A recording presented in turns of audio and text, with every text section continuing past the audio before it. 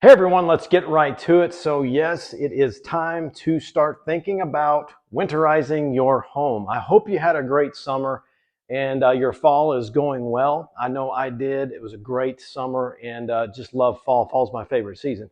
But it is time to start thinking about winterizing. Now, this depends obviously on where you live at in the country right now, but some of our northern friends in the United States are starting to feel some pretty cool temperatures at night, might even be touching freezing already here in the beginning of October.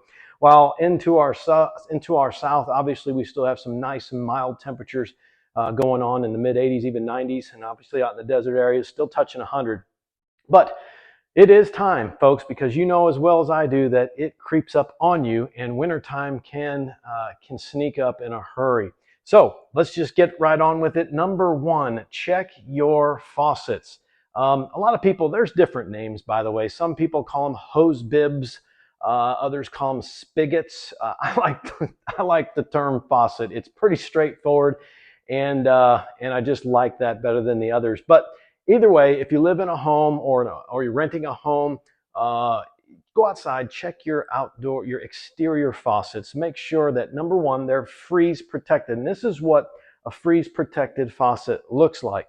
It has a distinct appearance. The valve stem is straight, and there's an anti-siphon device on top. Those are, probably started happening in somewhere around the 90s. I'm going to guess when they started installing these anti-freeze faucets.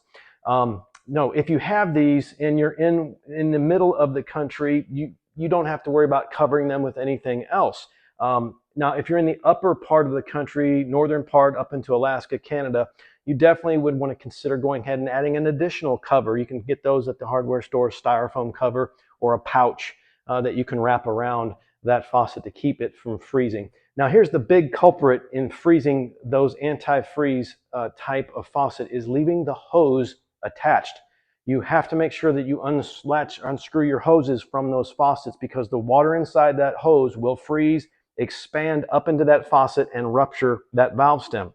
So when you go to the spring and you turn it on with the hose on it, it will leak water inside the wall. I see that quite a bit in February, March, April, and May when I start checking those faucets outside for other people's homes. So make sure you disconnect your garden hose and check those faucets. Make sure they're either anti-freeze models or you go ahead and put an insulation cap on that or a pouch.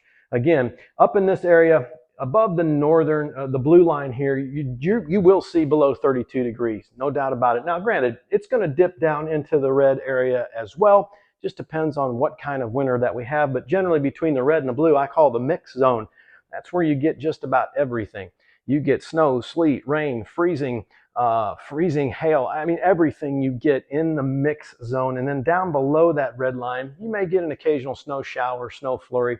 But generally speaking, it's going to stay pretty nice and mild down in those areas. So number two, check your windows. This is important. Check out this photo right here of a window that's got a loose gasket, and that's going to directly affect your efficiency. So just take a perimeter walk around the house, check the gasketing around those windows, even open up the window and make sure that the gasket is there on the bottom. I've seen many homes where it's missing altogether, and that's a great spot for drafts. So check your windows, and also think about the exterior of the window. Go ahead and make sure that it's caulked and sealed correctly. You don't want any gaps or cracks or anything like that. Hey, number three, check your doors.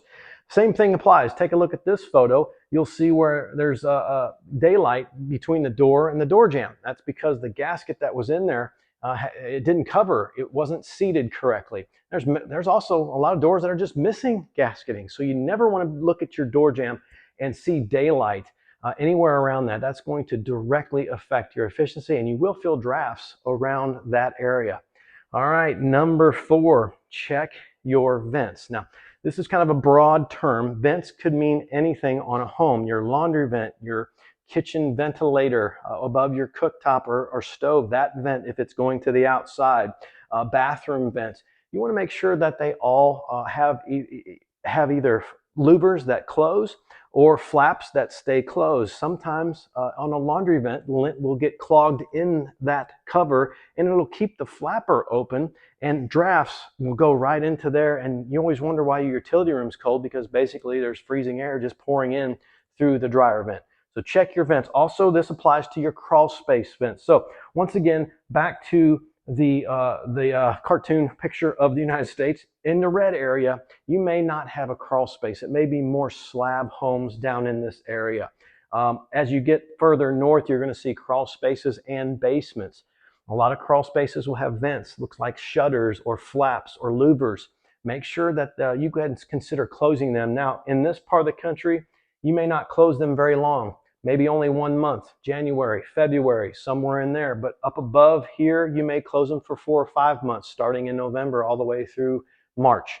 So just think about that. The key here on the vents, the crawl space vents, make sure that you open them in the spring. If you don't open them, you run the risk of really creating a very humid, dense environment in that crawl space that can result in some pretty nasty things. All right. And lastly, number 5, check your insulation in the attic.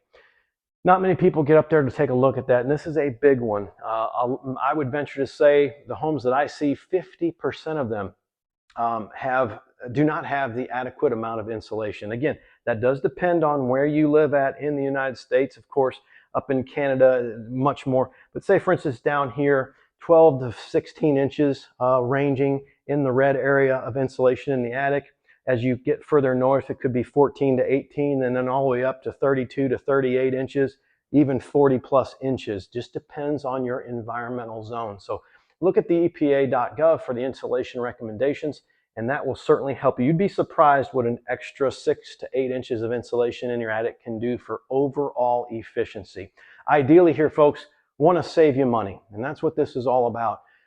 Things are getting more expensive, and if we can prevent anything from happening, like a rupture on the faucets, we can prevent drafts at doors and windows and vents, and if we can maybe add a little bit of insulation to help keep those heating bills down, that's what we're after. So I hope that helps you, and thank you so much for watching.